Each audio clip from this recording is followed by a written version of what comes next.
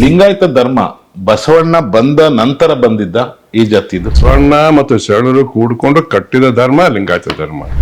ಲಿಂಗಾಯತ ಅಂದ್ರೆ ಹಿಂದೂನ ಅಲ್ವಾ ಸರ್? ಅಲ್ಲ, ಒಂದು ಅರ್ಥದಲ್ಲಿ ಹೌದು, ಒಂದು ಅರ್ಥದಲ್ಲಿ ಅಲ್ಲ. ಓಕೆ, ಸೊ ನೀವ್ ಒಂದ್ ಹೇಳ್ತೀರಾ, ಒಂದ್ ಕಡೆ ಒಪ್ಕೊಂತೀರ, ಒಂದ್ ಕಡೆ ಇಲ್ಲ ಅಂತೀರ. ಯಾಕಂದ್ರೆ ಎರಡು ಹೌದು. ಇಲ್ಲ ಅನ್ನೋದು ಯಾವ್ದಕ್ಕೆ? ಈಗ ಇಲ್ಲ ಅನ್ನೋದಕ್ಕೆ ಹೇಳಿದ್ರೆ ಇಲ್ಲ ಅನ್ನೋದು ಯಾವ್ದಕ್ಕೆ? ಧಾರ್ಮಿಕವಾಗಿ ಅಲ್ಲ, ಭೌಗೋಳಿಕವಾಗಿ ಹೌದು. ಹಿಂದೂ ಧರ್ಮಕ್ಕೆ ಯಾವುದೇ ತರ ಗ್ರಂಥ ಇಲ್ಲ ಅಂತ ಹೇಳ್ತಾರೆ. ಇಲ್ಲ, ವೇದದಲ್ಲಿ ಬರುವಂತ ದೇವತೆಗಳು ಇವತ್ತು ಭಾರತದಲ್ಲಿ 190% ಇಲ್ಲ. ಸೊ ಇವಾಗ ಏನು ಹಿಂದೂ ಅಂತ ಹೇಳ್ತಾರೆ, ಇವ್ರಿಗೆಲ್ಲ ಇತಿಹಾಸನೇ ಗೊತ್ತಿಲ್ಲ ಅಂತ ಹೇಳ್ತಾ ಇದ್ರು ತಾವು. ಇತಿಹಾಸ ಇಲ್ಲ ಅಂತ ಯಾವ ಮೂರ್ಖನು ಹೇಳಾರೆ? ಬೇರೆ ಧರ್ಮಕ್ಕೆ ಹೋಲಿಸಿ ಈ ಧರ್ಮದಲ್ಲಿ ನಿಶ್ಚಿತವಾದಂತ ಸಿದ್ಧಾಂತಗಳು ಇಲ್ಲ. ಬಹಳ ಗಂಭೀರ ಶಬ್ದ ಇದು, ಸುಪ್ರೀಂ ಕೋರ್ಟ್ ಹೇಳಿದಾರೆ ಅದನ್ನ. ಓಕೆ, ಅಲ್ಲ ಈಗ ಯಾರಿಗೂ ಕ್ಲಾರಿಟಿ ಇಲ್ಲ ಅಂತಂದ್ಮೇಲೆ ಯಾರನ್ನ ಕೇಳೋದು? ಅದೇ ಹಿಂದೂ ಧರ್ಮ. ಕ್ಲಾರಿಟಿ ಇಲ್ಲದೆ ಇರೋದೇ ಹಿಂದೂ ಧರ್ಮ ನಿಮ್ ಪ್ರಕಾರ? ಹಾಗಾದ್ರೆ ಹೂನ್ರಿ, ಇಲ್ಲಿ ನೋಡ್ರಿ, ಅವ್ರು ಹೇಳ್ತಾರೆ ಜನನ ಮರಣದ ಕುತ್ತದಲ್ಲಿ ಕುದಿದು ಸತ್ತವರ ಕಥೆ ಇದಲ್ಲ. ಅಧಿಕಾರಕ್ಕಾಗಿ ನೋಡುವ ಹೋರಾಟ ರಾಜಕೀಯ, ಸತ್ಯಕ್ಕಾಗಿ ನೋಡುವ ಹೋರಾಟ ಧರ್ಮ. ಎಷ್ಟು ಸತ್ಯ ಸುಳ್ಳು ಬೇರೆ ಕತೆ. ಹಿಂದುತ್ವ ಹೆಸರು ಹೇಳ್ಕೊಂಡು ಕಾಂಗ್ರೆಸ್ ಆಗ್ಲಿ, ಜೆಡಿಎಸ್ ಆಗ್ಲಿ, ಬಿಜೆಪಿಯವರಾಗ್ಲಿ, ಯಾರೇ ಆಗ್ಲಿ, ಇದನ್ನ ಜನಗಳನ್ನ ಮಂಗ ಮಾಡೋದು ಎಷ್ಟು ಸರಿ ಸರ್? ಹಾಗಾದ್ರೆ ಈಗ ಯಡಿಯೂರಪ್ಪನವರು ಬಸವಣ್ಣ ಹೆಸರು ಹಿಡ್ಕೊಂಡು ಪ್ರತಿಜ್ಞೆ ಮಾಡಿದ್ರು. ಈ ಬಸವಣ್ಣ ದ್ರೋಹ ಬಗೆಲಿಲ್ವಾ ಅವರು? ಈ ರಾಜಕೀಯ ಸಿದ್ಧಾಂತಗಳ ಮರಳಾಗಿ ನೀವು ಮಂಗಗಳಾಗಬೇಡಿ. ಲಿಂಗಾಯತ ಧರ್ಮ ಬಸವಣ್ಣ ಬಂದ ನಂತರ ಬಂದಿದ್ದ ಈ ಜಾತಿದು. ಬಸವಣ್ಣನ ನಂತರ ಅಲ್ಲ, ಬಸವಣ್ಣನ ಕಾಲದಲ್ಲಿ ಬಂದ. ಯಾಕಂದ್ರೆ ಬಸವಣ್ಣ ಮತ್ತು ಶರಣರು ಕೂಡ್ಕೊಂಡು ಕಟ್ಟಿದ ಧರ್ಮ ಲಿಂಗಾಯತ ಧರ್ಮ. ಅದಕ್ಕಿಂತ ಪೂರ್ವದಲ್ಲಿ ಇರ್ಲಿಕ್ಕೆ ಸಾಧ್ಯ ಇಲ್ಲ. ನಂತರದಲ್ಲಿ ಅದು ಬೆಳೀತು. ಹುಟ್ಟಿದ್ದು ಮಾತ್ರ 12ನೇ ಶತಮಾನದ ಉತ್ತರಾರ್ಧದಲ್ಲಿ ಬಸವಣ್ಣ ಮತ್ತು ಶರಣರಿಂದ. ಲಿಂಗಾಯತ ಅಂದ್ರೆ ಹಿಂದೂನ ಅಲ್ವಾ ಸರ್? ಅಲ್ಲ, ಒಂದು ಅರ್ಥದಲ್ಲಿ ಹೌದು, ಒಂದು ಅರ್ಥದಲ್ಲಿ ಅಲ್ಲ. ಒಂದು ಅರ್ಥದಲ್ಲಿ ಹೌದು ಅಂತ ಹೇಳ್ತೀರಾ, ಇನ್ನೊಂದು ಅರ್ಥದಲ್ಲಿ ಇಲ್ಲ ಅಂತ ಹೇಳ್ತೀರಾ? ಏನ್ ರೀಸನ್? ಅದು ಕಾರಣ ಅಂದ್ರೆ ಸ್ಪೆಸಿಫಿಕೇಶನ್? ಈ ಹಿಂದೂ ಅನ್ನುವಂತ ಶಬ್ದ ಬಂದಿರುವುದೇನೆ ಭೌಗೋಳಿಕವಾಗಿ ನಾವೆಲ್ಲರೂ ಹಿಂದೂಗಳೇ. ಇನ್ ದ ಸೆನ್ಸ್ ನಾವು ಈ ಭಾರತದಲ್ಲಿ ಹುಟ್ಟಿದೀವಿ, ಭಾರತದಲ್ಲೇ ಬೆಳೆದಿವಿ, ಭಾರತದಲ್ಲೇ ಬದುಕ್ತಾ ಇದ್ದೀವಿ. ಆ ಅರ್ಥದಲ್ಲಿ ಎಲ್ಲಾ ಭಾರತೀಯರು ಹಿಂದೂಗಳೇ, even including Muslims. Yes, because Indians all Indians. Naturally. ಇದಕ್ಕೆ ನೀವು ಇನ್ನೂ ಹೋಗ್ಬೇಕಾಯ್ತಂದ್ರೆ ಹಿಂದುತ್ವ ಪುಸ್ತಕದಲ್ಲಿ ಸಾವರ್ಕರ ಹೇಳ್ತಾರೆ, ಬಹಳ ಇಂಟ್ರೆಸ್ಟ್, ಹಿಂದೂ ಯಾರು ಅಂತ. ಯಾರ ಜನ್ಮಭೂಮಿ ಭಾರತವು, ಯಾರ ಪುಣ್ಯ ಭೂಮಿ ಭಾರತವು, ಅವರು ಎಲ್ಲರೂ ಹಿಂದೂಗಳೇ. ಅವರ ಒಂದು ದೊಡ್ಡ ವಿಶಾಲವಾದಂತ ವ್ಯಾಖ್ಯೆ ಇದು. ಆ ಅರ್ಥದಲ್ಲಿ ನೀವು ಲಿಂಗಾಯತರನ್ನ ತಗೊಳ್ಳಿ, ಜೈನರನ್ನ ತಗೊಳ್ಳಿ, ಬೌದ್ಧರನ್ನ ತಗೊಳ್ಳಿ, ಸಿಖ್ಖರನ್ನ ತಗೊಳ್ಳಿ, ಇವರು ಧರ್ಮ ಹುಟ್ಟಿದ್ದನೇ ಭಾರತದಲ್ಲಿ. ಇವರು ಹುಟ್ಟಿದ್ದೆಲ್ಲ ಭಾರತದಲ್ಲಿನೇ. ಈಗ ಕೆಲವು ಫಾರಿನ್ ಹೋಗ್ತಾರೆ, ಇಲ್ಲಿ ಹುಟ್ಬಿಟ್ಟು ಅಲ್ಲಿ ಹೋಗ್ತಾರೆ, ಅಥವಾ ಅಲ್ಲಿ ಹುಟ್ಟೋರು ಇರ್ಬೋದು. ಬಟ್ ಮೂಲ ಧರ್ಮ ಹುಟ್ಟೋದಾಗಿದ್ದು ಅವ್ರು ಭಾರತದ ಭೂಮಿಯಲ್ಲೇ ಹುಟ್ಟಿದ್ದಾರೆ. ಭಾರತ ಭೂಮಿಯಲ್ಲೇನೆ ಅವ್ರ ಪುಣ್ಯ ಭೂಮಿ, ಅಂದ್ರೆ ಧರ್ಮ ಸ್ಥಾಪನೆ ಭೂಮಿ. ಅವರ ಧರ್ಮ ಸ್ಥಾಪಕರ ಸಮಾಧಿಗಳೆಲ್ಲ ಇಲ್ಲೇ ಇರೋದು. ಅಂತವರೆಲ್ಲ ಇಂಡಿಯನ್ಸ್ ಅಂತ ಹೇಳುವ ಅರ್ಥದಲ್ಲಿ ಲಿಂಗಾಯತರು ಹೌದು. ಅದ್ರಾಗ ಎರಡು ಮಾತು ಇಲ್ಲ. ಬಟ್ ಕೆಲವೊಂದು ಈಗ ಪೊಲಿಟಿಕಲಿ ನೀವು ಮೊನ್ನೆ ಪೊಲಿಟಿಕಲ್ ಬಿಟ್ಬಿಟ್ರೆ ಪಾಲಿಟಿಕ್ಸ್ ಇಸ್ ಇರೆಲೆವೆಂಟ್. ನಾನು ಧಾರ್ಮಿಕವಾಗಿ ಬೇರೆ, ಕರೆಕ್ಟ್, ಧಾರ್ಮಿಕವಾಗಿ ಬೇರೆ. ಈಗ ನೀವು ಹೇಳಿದ್ರು, ನಾನು ಭೌಗೋಳಿಕ ಅರ್ಥದಲ್ಲಿ ಹೌದು, ಎರಡು ಮಾತಿಲ್ಲ. ಯಾವನ್ ಡಿಸ್ಪ್ಯೂಟ್ ಮಾಡಲ್ಲ, ಮಾಡುವಂತೆ ಇಲ್ಲ, ಮಾಡಿಲ್ಲ ಕೂಡ. ಆದ್ರೆ ಧಾರ್ಮಿಕವಾಗಿ ವೈದಿಕ ಧರ್ಮದ ಮೂಲ ತತ್ವಗಳಲ್ಲಿ ಮತ್ತೆ ಲಿಂಗಾಯತ ತತ್ವಗಳಲ್ಲಿ ಬಹಳ ಭಿನ್ನ ಇದೆ.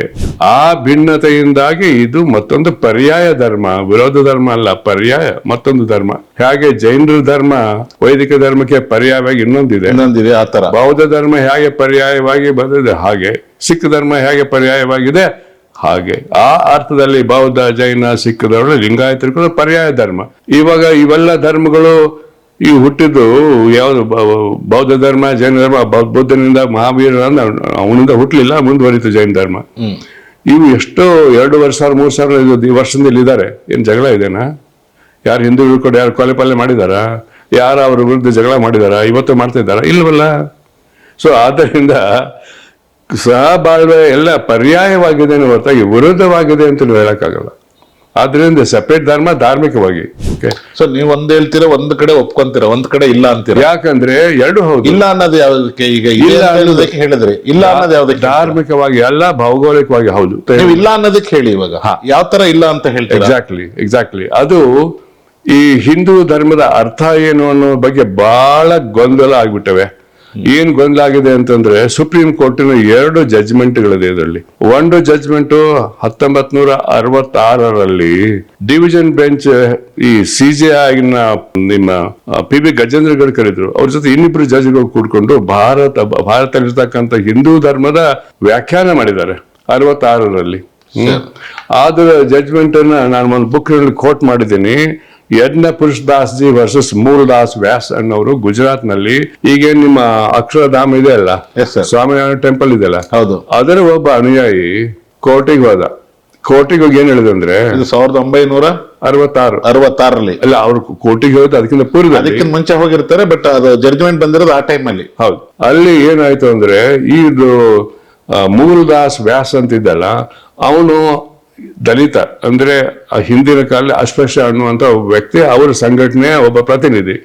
ಅವರೆಲ್ಲ ಏನ್ ಮಾಡಿದ್ರು, ಮುಂಬೈನಲ್ಲಿ ಮಂದಿರ ಪ್ರವೇಶ ಕಾಯ್ದೆ ಮಾಡಿದ್ರು, ಟೆಂಪಲ್ ಎಂಟ್ರಿ ಆಕ್ಟ್ ಅಂತ. ಅದ್ರ ಕೆಳಗಡೆ ಅವರು ಸ್ವಾಮಿನಾರಾಯಣ ಗುಡಿಗೆ ಒಳಗೆ ಹೋಗ್ಬಿಟ್ರು. ಯಾರು? ಈ ಹಿಂದಿನ ಶೂದ್ರರು. ಅದಕ್ಕೆ ಸ್ವಾಮಿನಾರಾಯಣ ಪಂಥದವರು ಅವಕಾಶ ಕೊಡ್ಲಿಲ್ಲ. ಆದ್ರಿಂದ ಸ್ವಾಮಿನಾರಾಯಣ ಪಂಥದವರು ಬಾಂಬೆ ಹೈಕೋರ್ಟ್ಗೆ ಹೋಗಿ ಇವ್ರು ಒಳಗೆ ಬರ ನೋಡ್ಕೊಳ್ಬೇಕು ಅಂತ ಅವರು ರಿಟ್ ಪೆಟಿಷನ್ ಹಾಕಿದ್ರು. ರಿಟ್ ಆಫ್ ಮ್ಯಾಂಡೇಮಸ್ ಅಥವಾ ರಿಟ್ ಆಫ್ ಪ್ರೊಹಿಬಿಷನ್ ಸರ್ಟಿ ಅವರು ಹಾಕಿದ್ಮೇಲೆ ಪ್ರೊಹಿಬಿಷನ್ ಹಾಕಿದ್ಮೇಲೆ ಅದು ಅಲ್ಲಿಂದ ಅವ್ರ ನಡುವೆ ಆದ ಒಟ್ಟು ಕೊನೆ ಸುಪ್ರೀಂ ಕೋರ್ಟಿಗೆ ಹೋಯ್ತು. ಅಲ್ಲಿ 3 ಬಂತು ಜಡ್ಜ್ಮೆಂಟ್ ಬಂದಿದೆ. 3 ಮೆಂಬರ್ ಬೆಂಚ್. ಅಲ್ಲಿ ಅವ್ರು ಏನ್ ಹೇಳ್ತಾರೆ ಅಂದ್ರೆ, ಹಂಗಂದ್ರೆ ಹಿಂದೂ ಅಂದ್ರೆ ಏನು ಅಂತ ಡೆಫಿನೇಷನ್ ಮಾಡಕ್ ಹೋಗಿ 7 ಮುಖ್ಯ ಲಕ್ಷಣಗಳನ್ನ ಅವರು ಅಲ್ಲಿ ಹೇಳಿದ್ದಾರೆ. ಕ್ಲಿಯರ್ ಆಗಿ ಜಡ್ಜ್ಮೆಂಟ್ ಅಲ್ಲೇ ಹೇಳಿದ್ದಾರೆ. ನೀವು ಅವಾಗ್ಲೇ ಒಂದ್ 2 ಪಾಯಿಂಟ್ ಕೂಡ ಹೇಳಿದ್ರಿ. ಆಗ ಕವರ್ ಆಗಿದೆ. ನಮ್ಮ ಅದರಲ್ಲಿ ಅದರ 3 ಲಕ್ಷಣಗಳು ಸುಪ್ರೀಂ ಕೋರ್ಟ್ 1966 ಮಾಡಿದಂತ ಒಂದು ನಿರ್ಣಯದ ಪ್ರಕಾರ ಹೀಗಿದೆ. ಮೊದಲೇದೇನು, ಹಿಂದೂ ಅನ್ಬೇಕಾಯ್ತಂದ್ರೆ ಮೂಲವಾಗಿ ವೇದದಲ್ಲಿ ನಂಬಿಕೆ ಇರಬೇಕು. ವೇದಗಳು ಹೇಳಿದ ವಾಕ್ಯ ಅಂತಿಮ ವಾಕ್ಯ ಅಂತ ನಂಬಬೇಕು. ಅದೇ ಅಲ್ಟಿಮೇಟ್ ಅಥಾರಿಟಿ, ವೇದಿಕ್ ಅಥಾರಿಟಿ ಅಂತಾರೆ. ವೇದಗಳನ್ನ ನಂಬಬೇಕು. ವೇದಿಕದಲ್ಲಿ ಹೇಳಿದಂತ ವೇದಗಳಲ್ಲಿ ಹೇಳಿದಂತ ಮಾತು ಅಂತಿಮ ಸತ್ಯ ಅಂತ ಒಪ್ಕೊಳ್ಬೇಕು. ಅಂದ್ರೆ ಮಾತ್ರ ಇದು ಮೊದಲನೇ ಲಕ್ಷಣ ಅದು ಈ ಹಿಂದೂ ಧರ್ಮದ್ದು. ಎರಡನೇದು ಕರ್ಮ ಸಿದ್ಧಾಂತ ಒಪ್ಕೊಳ್ಬೇಕು. ಕರ್ಮ ಸಿದ್ಧಾಂತ ಕೇವಲ ಆಕ್ಷನ್ ಅಲ್ಲ, ಅದು ಮಚ್ ಮೋರ್ ದನ್ ದಟ್, ಅದಕ್ಕಿಂತ ಬೇರೆದು. ಮೂರನೇದು ಪುನರ್ಜನ್ಮ ನಂಬಬೇಕು. 4ನೇದು ಹಿಂದೂ ಧರ್ಮಕ್ಕೆ ಯಾವುದೇ ಒಂದು ನಿಶ್ಚಿತವಾದ ಸಿಂಗಲ್ ಗ್ರಂಥ ಇಲ್ಲ, ಒಂದೇ ಗ್ರಂಥ ಇಲ್ಲ, ಬಹಳಷ್ಟು ಗ್ರಂಥಗಳಿದೆ. ನಾನು ಹೇಳ್ಬಿಡ್ತೀನಿ ಹೆಸರು. 4 ವೇದಗಳು, 18 ಪುರಾಣಗಳು, 18 ಶಾಸ್ತ್ರಗಳು, 114 ಉಪನಿಷತ್ತುಗಳು, ಇವೆಲ್ಲ ಸೇರಿದ ಹಿಂದೂ ಧರ್ಮ ಅಂತಂದ್ರೆ, ಈಗ ಬೈಬಲ್ ಟೈಪ್ ಮುಸಲ್ಮಾನರಿಗೆ, ಕ್ರಿಶ್ಚಿಯನ್ರಿಗೆ ಕುರಾನ್ ಟೈಪ್ ಈಗ ಮುಸಲ್ಮಾನರಿಗೆ ಇದ್ದಂಗೆ ಇಲ್ಲಿ ಹಿಂದೂ ಧರ್ಮಕ್ಕೆ ಯಾವುದೇ ತರ ಗ್ರಂಥ ಇಲ್ಲ ಅಂತ ಹೇಳ್ತಾರೆ. ಇಲ್ಲ, ಒಂದೇ ನಿಶ್ಚಿತವಾದ ಗ್ರಂಥ ಇಲ್ಲ. ಆ ಗ್ರಂಥಗಳ ರಾಶಿಯೇ ಇದೆ, ಗೊತ್ತಾ. ಈಗ ಮುಸಲ್ಮಾನರಲ್ಲಿ ಹಂಗಿಲ್ಲ, ಒಂದೇ ಗ್ರಂಥ. ಈ ಕ್ರಿಶ್ಚಿಯನ್ರಿಗೆ ಹಂಗಿಲ್ಲ, ಒಂದೇ ಗ್ರಂಥ. ಜ್ಯೂಸ್ಗಳಿಗೆ ಹಂಗಿಲ್ಲ, ಅದು ಓಲ್ಡ್ ಟೆಸ್ಟಮೆಂಟ್, ಅದು ಒಂದೇ ಗ್ರಂಥ ಅಲ್ಲ, ಅದಕ್ಕೂ ಬಿಡಿ ಆಗಿದೆ, ಬಟ್ ಓಲ್ಡ್ ಟೆಸ್ಟಮೆಂಟ್ ಅಂತಾರೆ ಅದಕ್ಕೆ. ಹಾಗಿದೆ. ಇಲ್ಲಿ ಹಂಗಿಲ್ಲ. ಇಲ್ಲ ಹಂಗೆ ಇನ್ನು ಕೆಲವು ನೀವು ಹೇಳ್ತಾ ಇರೋದು ಬಿಡಿ ಆಗಿದೆಯೋ ಅಥವಾ ಬಿಡಿ ಆಗಿದೆ ಇವೆಲ್ಲ, ಪ್ರಾಪರ್ ಆಗಿ ಯಾವ್ದು ಇಲ್ವಾ ಅಂತ ಹೇಳ್ತಾರೆ. ಅಲ್ಲ, ಪ್ರಾಪರ್ ಆಗಿ ಯಾವ್ದಿಲ್ಲ. ಅಲ್ಲಿ ಏನ್ ಹೇಳ್ತಾರೆ, ಶಾಸ್ತ್ರಗಳು ವೇದ ಮೂಲದಿಂದ ಹುಟ್ಟಿವೆ ಅಂತ ಹೇಳ್ತಾರೆ. ಕೆಲವಾದಾಗಿಲ್ಲ. ನಾನು ನಿಮ್ಗೆ ಒಂದೇ ಉದಾಹರಣೆ ಹೇಳ್ಬಿಡ್ತೀನಿ. ವೇದದಲ್ಲಿ ಬರುವಂತ ದೇವತೆಗಳು ಇವತ್ತು ಭಾರತದಲ್ಲಿ 190% ಇಲ್ಲ. ನಿಮ್ಗೆ ಸರ್ಪ್ರೈಸ್ ಆಗ್ಬೋದು. ಇವತ್ತು ನಾವೇನು ಶಿವ, ವಿಷ್ಣು, ಬ್ರಹ್ಮ ಅಂತ ಹೇಳ್ತೀವಿ, ಅವು ವೇದದಲ್ಲಿ ಬಂದಿಲ್ಲ ರೀ. ನಿಮ್ಗೆ ವಿಚಿತ್ರ ಅನ್ಸ್ಬೋದು. ವೇದದಲ್ಲಿ ಬಂದಂತದ ಪ್ರಜಾಪತಿ ಬ್ರಹ್ಮ ಬರ್ತಾನೆ. ಪ್ರಜಾಪತಿ ಬ್ರಹ್ಮ ಅಂದ್ರೆ ಇವರು ಇನ್ನೇ ಬ್ರಾಹ್ಮಣ ಅಂತ ಆಮ್ರೆ ಇಟ್ಕೊಂಡಿದ್ದ ಕಥೆ ಅದೆಲ್ಲ. ಈಗ ಹಾಗೆ ಬರ್ತಾರೆ. ಈಗ ನಾವು ಲಕ್ಷ್ಮಿ, ಸರಸ್ವತಿ, ಪಾರ್ವತಿ ಅಂತ ಹೇಳ್ತೀವಿ. ಸರಸ್ವತಿ ಇದ್ದಾಳೆ, ಪಾರ್ವತಿ ಲಕ್ಷ್ಮಿ ಇಲ್ಲ ಅಲ್ಲಿ. ಹೀಗೆ ವಿಚಿತ್ರ ಕಥೆ ಇದೆ ಅದು. ಬ್ರಹ್ಮ ಯಾವಾಗ ಹುಟ್ಕೊಂಡ ಚಾಂದಾಗ ಉಪನಿಷತ್ ನೋಡ್ಬೇಕು ನೀವು, ಆಯ್ತಲ್ಲ. ವೇದದಲ್ಲಿ ಏನಿದೆ, ನಿಸರ್ಗ ದೇವತೆಗಳು. ವರುಣ ಅಂದ್ರೆ ಯಾರು? ಅಗ್ನಿ ಅಂದ್ರೆ ಬೆಂಕಿ, ವರುಣ ಅಂದ್ರೆ ಮಳೆ, ವಾಯು ಅಂದ್ರೆ ಗಾಳಿ. ಇವೆಲ್ಲ ನೈಸರ್ಗಿಕ ಶಕ್ತಿಗಳು. ಅದನ್ನ ಪೂಜೆ ಮಾಡ್ತಿದ್ರು ವೇದಿಕ ಧರ್ಮದಲ್ಲಿ. ಅಲ್ಲಿ 33 ದೇವರುಗಳ ಪೂಜೆ ಮಾಡಿದ್ದಾರೆ. 33. ಇವತ್ತು ಆ ಧರ್ಮದ ಆ ಹೆಸರುಗಳು ನಿಮ್ಗೆ ಗೊತ್ತಿದೆ, ಆದ್ರೆ ಪೂಜೆ ಮಾಡೋದಿಲ್ಲ ಇವತ್ತು. ಇದು ಇಂದ್ರ, ಅಗ್ನಿ, ವಾಯು, ವರುಣ, ಇವೆಲ್ಲ ದೇವತೆಗಳು ಆಗಿಂದು. ಇಳ, ಭಾರತಿ, ಇವೆಲ್ಲ ಆಗಿನ ಹೆಸರುಗಳು. ಸೊ ಇವಾಗ ಏನು ಹಿಂದೂ ಅಂತ ಹೇಳ್ತಾರೆ, ಇವ್ರಿಗೆಲ್ಲ ಇತಿಹಾಸನೇ ಗೊತ್ತಿಲ್ಲ ಅಂತ ಹೇಳ್ತಾ ಇದ್ರು ತಾವು. ಇಲ್ಲ ರೀ, ಇದು ಇತಿಹಾಸ ಅಲ್ಲ, ಇದು ಪೌರಾಣಿಕ ಅಥವಾ ಒಂದು ವೇದಿಕ ಧರ್ಮ ಗ್ರಂಥಗಳು. ಇದರಲ್ಲಿ ಕೆಲವು ಇತಿಹಾಸ ಮೇಲೆ ಪಾಯಿಂಟ್ಸ್ ಇದೆ. ಇತಿಹಾಸ ಇಲ್ಲ ಅಂತ ಯಾವ ಮೂರ್ಖನು ಹೇಳಾರೆ. ಇದೇ ಇತಿಹಾಸ ಇರೋದು. ಇಲ್ಲಿ ಬಂದ ಹಾಗೆ ಅಂದ್ರೆ ಇತಿಹಾಸ ಅಂದ್ರೆ ಪುರಾವೆಗಳು ಕೆಲವೊಂದು ಇಲ್ಲ ಅಂತ ಇಲ್ಲ ಹಂಗೆ ಹೇಳಕ್ ಬರುದಿಲ್ಲ. ಪುರಾವೆಗಳಿದೆ, ಅದರ ಸ್ವಭಾವ ಹೇಳ್ತೀನಿ, ಲಕ್ಷಣಗಳು ಹೇಳ್ತಾ ಇದ್ದೀನಿ ನಾನಲ್ಲ, ಸುಪ್ರೀಂ ಕೋರ್ಟ್ ಹೇಳಿದ್ದು. ಕರೆಕ್ಟ್. ಅದನ್ನ ಅವ್ರು ತಗೊಂಡಿದ್ದು ಟಿಳಕರ ಡೆಫಿನೇಷನ್ ದಿಂದ. ಲೋಕಮಾನ್ಯ ತಿಲಕರು ಹೇಳಿದ್ದಾರೆ, ತಿಳುಕರು ಹಿಂಗ್ ಪ್ರಕಾರ ಹೇಳಿದ್ದಾರೆ ಅಂತ ಅದರಲ್ಲಿ ಜಜ್ಮೆಂಟ್ ಆಗಿದೆ. ಅದು ಬಹಳ ಉದ್ದ ಜಜ್ಮೆಂಟ್, 100 ಪುಟದ ಜಜ್ಮೆಂಟ್ ಇದೆ. ಅದು ಎಲ್ಲ ಕೊಟ್ಟಿದ್ದಾರೆ ಆಧಾರ. ಅವರು ಇದು ನೀನ್ ಹೇಳಿದೆ, ನಿಶ್ಚಿತವಂತ ಒಂದೇ ಧರ್ಮ ಗ್ರಂಥ ಇಲ್ಲ. ಈ ಇದರಲ್ಲಿ ಒಂದು ಸಿದ್ಧಾಂತ ಇಲ್ಲ, 6ಗಳಿದೆ. ಹಿಂದೂ ಫಿಲಾಸಫಿ ಒಂದಿಲ್ಲ, 6 ಸಿಸ್ಟಮ್ಸ್ ಇದೆ, 6 ಇದೆ. 6ರಲ್ಲಿ ಅವೆಲ್ಲ ಏನಿದೆ ಅಲ್ಲ ಬಹಳ ವಿಚಿತ್ರವಾದ. ನೀವು ಯೋಗ, ಮೀಮಾಂಸಾ, ನ್ಯಾಯ ಇವೆಲ್ಲ ಹಿಂದೂ ಬೇರೆ ಬೇರೆ ಧರ್ಮಗಳಂತ 6 systems of Indian philosophy. Hindu ತತ್ವಶಾಸ್ತ್ರದ 6 ಸಿದ್ಧಾಂತಗಳು ಬರ್ತವೆ, ಒಂದಲ್ಲ. ನೆನ್ಪಿಟ್ಕೊಳ್ಳಿ. ಇದನ್ನ ಯಾವ್ದು ಸತ್ಯ ಯಾವ್ದು ಮಿಥ್ಯ ಅಂತ ಹೇಳ್ಬೇಕು. ಈಗ ಮೇಲೆ ಈ ಕ್ರಿಶ್ಚಿಯನ್ರಿಗೆ ಮುಸಲ್ಮಾನರಿಗೆ ಜೂಸ್ ಕೇಳಿದ್ರೆ ಜಗತ್ ಹೆಂಗ್ ನಿರ್ಣಯ ಆಯ್ತು, ಯಾರು ಸೃಷ್ಟಿ ಮಾಡಿದ್ರು ಅಂತ ಕೇಳಿದ್ರೆ ಒಂದೇ ಹೇಳ್ತಾರೆ ಅವರು. ಜೆನೆಸಿಸ್ ಒಂದು ಚಾಪ್ಟರ್ ಇದೆ, 3 ಧರ್ಮಗಳಿದೆ. ಕುರಾನ್ದಲ್ಲಿದೆ, ಓಲ್ಡ್ ಟೆಸ್ಟಮೆಂಟ್ ಇದೆ, ಕ್ರಿಶ್ಚಿಯನ್ ಬೈಬಲ್ ಅಲ್ಲಿ ಇದೆ. ಏನಿದೆ, ದೇವರು 7 ದಿವಸ ಸೃಷ್ಟಿ ಮಾಡಿಬಿಟ್ಟ ಜಗತ್ತನ್ನ. ಮೊದಲನೇ ದಿವಸ ಅದನ್ನ ಮಾಡಿದ, 2ನೇ ದಿವಸ ಅದನ್ನ ಮಾಡಿದ, ಮನುಷ್ಯನ ಹೇಳ್ಬಿಡ್ತಾರೆ. ನಮ್ಗೆ ಹಂಗಿಲ್ಲ. ಇದೇ ಋಗ್ವೇದದ 10ನೇ ಮಂಡಲದಲ್ಲಿ 5-6 ಸಿದ್ಧಾಂತಗಳಿದೆ. ಒಂದಕ್ಕೊಂದು ತಾಳ ಇಲ್ಲ, ತಂತೆ ಇಲ್ಲ. ಮೊದಲನೇದು ಪುರುಷ ಸೂಕ್ತ, 2ನೇದು ನಾಸದೇಯ ಸೂಕ್ತ, 3ನೇದು ಹಿರಣ್ಯಗರ್ಭ ಸೂಕ್ತ, 4ನೇದು ವಿಶ್ವಕರ್ಮಣ್ಯ ಸೂಕ್ತ. ಹೀಗೆ 5-6 ಥಿಯರಿಗಳಿದೆ. ಯಾವ ಥಿಯರಿ ಸತ್ಯ ನೀವು ಹೇಳಿ? ಹೀಗೆ ಈಗ ನಾವು ಯಾವ ಥಿಯರಿನ ಫಾಲೋ ಮಾಡ್ಬೇಕಾಗಾದ್ರೆ? ಅದನ್ನೇ ನಾನು ಕೇಳುದು, ಅದನ್ನೇ ಅವ್ರು ಹೇಳೋದು.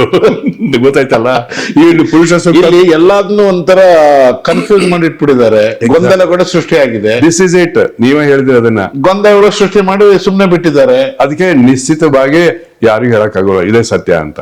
ಅಲ್ಲಿ ಇನ್ನೊಂದು ಹೇಳ್ತೀನಿ, ಹೆಂಗ್ ಬರೆದಿದೆ ನೋಡಿ. ನಾಸದೇಯ ಸೂಕ್ತ ಅದು ಎಲ್ಲಾ ವಿಜ್ಞಾನಿಗಳು ಒಪ್ತಾರೆ, ಜಗತ್ತಿನ ಎಲ್ಲಾ ವಿಜ್ಞಾನಿಗಳು ಒಪ್ತಾರೆ. ಪುರುಷ ಸೂಕ್ತ ಒಪ್ಪೋದಿಲ್ಲ. ಹೇಳ್ತೀನಿ, ಸ್ವಲ್ಪ ಪ್ರಶ್ನೆ ಇದೆ. ರೀಸನ್ ಏನಂದ್ರೆ ನಾಸದೇಯ ಸೂಕ್ತ ಹೇಳೋದು ಗೊತ್ತಾ?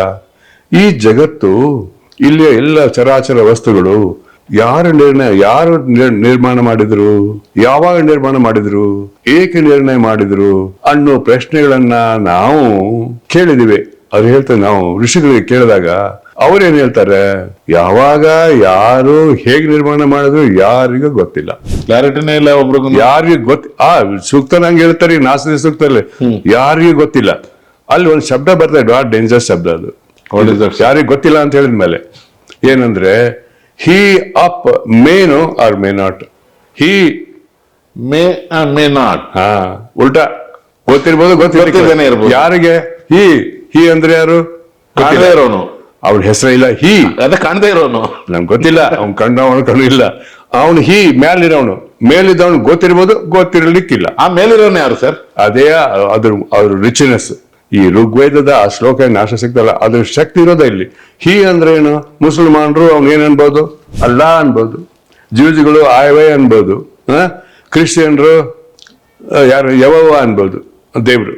ನೀವು ಇಲ್ಲಿ ನಾವು ಪುರುಷ ಬ್ರಹ್ಮನು ಅನ್ನಿ, ಶಿವನು ಅನ್ನಿ, ವಿಷ್ಣುನು ಅನ್ನಿ, ಹೀ ಅಪ್ಪದೇ ಹೇಳೋಕೆ ಹೀಗೆ ಹೆಸರಿಲ್ಲ ಅಂದ್ರೆ ಇವೆಲ್ಲ ಹುಟ್ಟಿದ್ದಿಲ್ಲ. ಇನ್ನು ಓಲ್ಡೆಸ್ಟ್ ಋಗ್ವೇದನ ಅತ್ಯಂತ ಹಳೆಯ ವೇದ.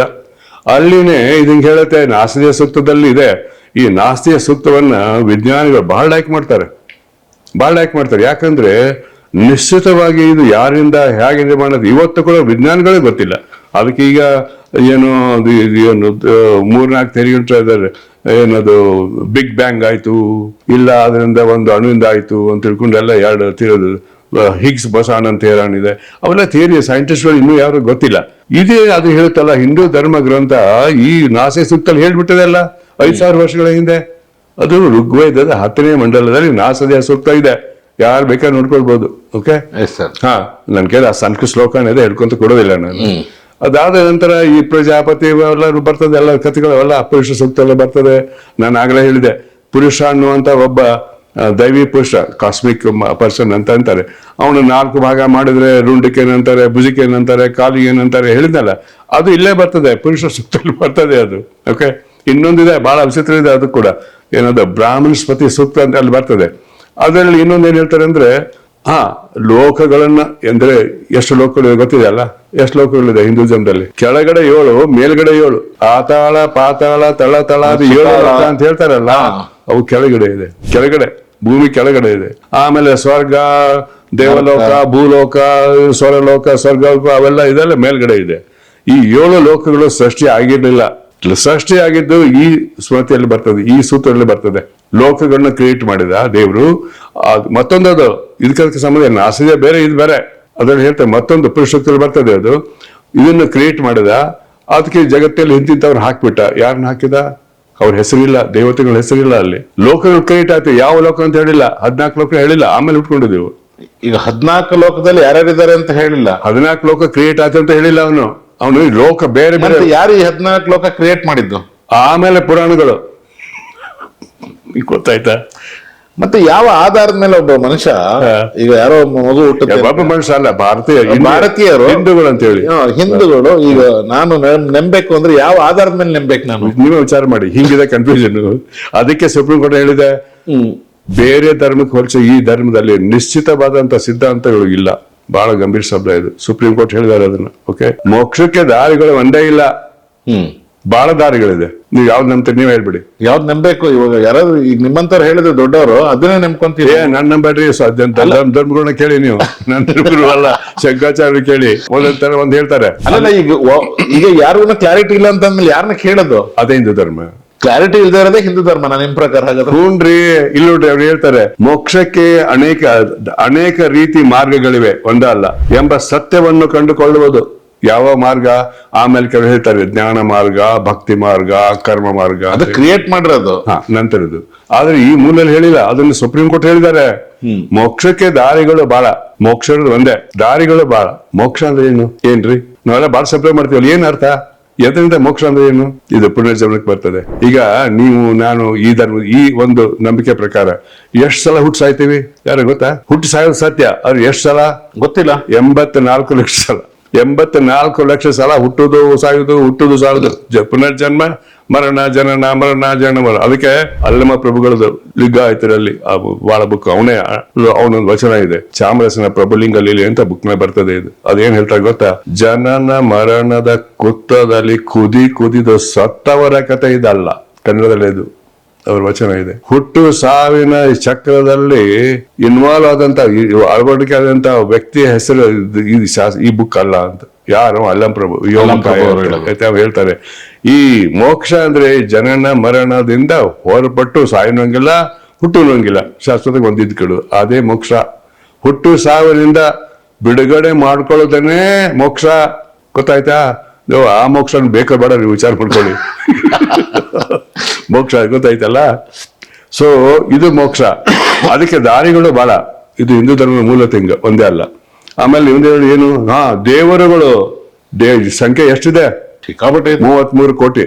ಸೊ ನಿಮ್ಗೆ ಬೇಕಾದ ಪೂಜೆ ಮಾಡ್ಕೊಳ್ಳಿ ನೀವು. ಎಲ್ಲ ಇದನ್ನೆಲ್ಲ ಇವು ನಮ್ ಕಡೆ ಬುಫೆ ಇಟ್ಟಿರ್ತಾರಲ್ಲ, ಏನ್ ಬೇಕಾದ ತಿನ್ನು ನೀನು. ಹೀಗೆ ಬುಫೆ ಇದು. ಸೊ ನಿಮ್ಗೆ ಯಾವ ದೇವರ ಇಷ್ಟ ಅದನ್ನೇ ಮಾಡ್ಕೊಂಡೋಗಿ ಹೆಣ್ಣು ಅವ್ರನ್ನ ಫಾಲೋ ಮಾಡ್ಕೊಂಡೋಗಿ ಅಂತ ಹೇಳುತ್ತೆ. ಇಲ್ಲ, ಅಲ್ಲಲ್ಲ, ಇವ್ರು ಈಗಿನ ಕತೆ ಈಗಿನ ಕತೆ ಪಾಲಿಟಿಕ್ಸ್ ಬರಬೇಡಿ. ನಾನು ಹೇಳುದು ಪ್ಯೂರ್ ಧರ್ಮದ ಬಗ್ಗೆ ಹೇಳ್ತಿದ್ದೀನಿ. ನೀವು ಪಾಲಿಟಿಕ್ಸ್ ಮಾತಾಡ್ತಾ ಇಲ್ವಲ್ಲ ಈಗ? ಸರ್ ನಾನ್ ಕೇಳ್ತಾರೆ, ಪಾಲಿಟಿಕ್ಸ್ ಆಧಾರ ತಲೆ ಇಲ್ಲ, ಅವ್ರ ಎಕ್ಸ್ಪೆಕ್ಟೇಷನ್ ಅಷ್ಟೇ ಇರೋದು. ಪಾಲಿಟಿಕ್ಸ್ ಮಾತಾಡಕ್ ಹೋಗ್ಬಿಡಿ. ಅದು ಬಿಜೆಪಿ ಇರ್ಲಿ, ಅದು RSS ಯಾರೇ ಇರ್ಲಿ, ಆ ಪಾಲಿಟಿಕ್ಸ್ ನಾನು ಹೋಗೋ ಅಗತ್ಯನೇ ಇಲ್ಲ. ಯಾಕಂದ್ರೆ ಡಿಸ್ಟಾರ್ಟೆಡ್. ಅವ್ರಿಗೆ ಮೂಲನೂ ಗೊತ್ತಿಲ್ಲ, ಇವತ್ತು ಗೊತ್ತಿಲ್ಲ, ಮುಂದಿನ ಗೊತ್ತಿಲ್ಲ, ಮಾತಾಡ್ಕೊಂಡು ಹೋಗ್ತಾರೆ ರಾಜಕಾರಣಿಗಳು. ಅದಕ್ಕೆ ಹೇಳೋ ಅಗತ್ಯ ಇಲ್ಲ. ಅಲ್ಲ, ಈಗ ಮೂಲ ಗೊತ್ತಿಲ್ಲ ಅಂದ್ರೆ, ಬಟ್ ನೆಮ್ಸಕ್ಕೆ ತುಂಬಾ ನೆಮ್ಸಿರ್ತಾರಲ್ಲ ಈಗ. ಅಷ್ಟು ಹಾಗೆ ಮಾಡುತ್ತಾನೆ. ಕಾನ್ವೆಂಟ್ ಅಂತ ಯಾರು ನಿಮ್ ಕಡೆ 1,000 ರೂಪಾಯಿ ನೋಟ್ ಕೊಡಿ, 10,000 ಡಬ್ಲಿ ಮಾಡ್ಕೊಡ್ತೀನಿ ಅವ್ರು ಹೆಂಗ್ ಹೇಳ್ತಾರೆ? ಹೀಗೆ ರಾಜಕೀಯ ಸಿದ್ಧಾಂತಗಳು ಹಾಗೆ ಇರೋದು. ಯಾವುದೇ ಶಿಕ್ಷಣ ತಗೊಳ್ಳಿ, ರಾಜಕೀಯ ಹಿಂಗೆ ಇರೋದು. ಕಾನ್ವೆಂಟ್ ಕಾನ್ಫಿಡೆನ್ಸ್ ಮಾಡ್ಕೊಂಡ್ಬಿಟ್ಟು ದುಡ್ಡು ತಗೊಂಡು ಓಡೋಗ್ಬಿಡ್ತಾರೆ. ಹಿಂಗೆ ನೀವು ಓಟ್ ತಗೊಂಡು ಹೋಗ್ಬಿಡ್ತಾರೆ. ಒಂದಷ್ಟು ರಾಜ ಆಳ್ತಾರೆ, ಆಮೇಲೆ ಮತ್ತೆ ಹೋಗ್ತಾರೆ, ಮತ್ತೆ ಬೇರೆ ಪಕ್ಷ ಕೊಡ್ತಾರೆ. ಇದೇ ಕತೆ. ಸತ್ಯ ಅಸತ್ಯ ಅಲ್ಲಿ ಇಂಪಾರ್ಟೆಂಟ್ ಅಲ್ಲ.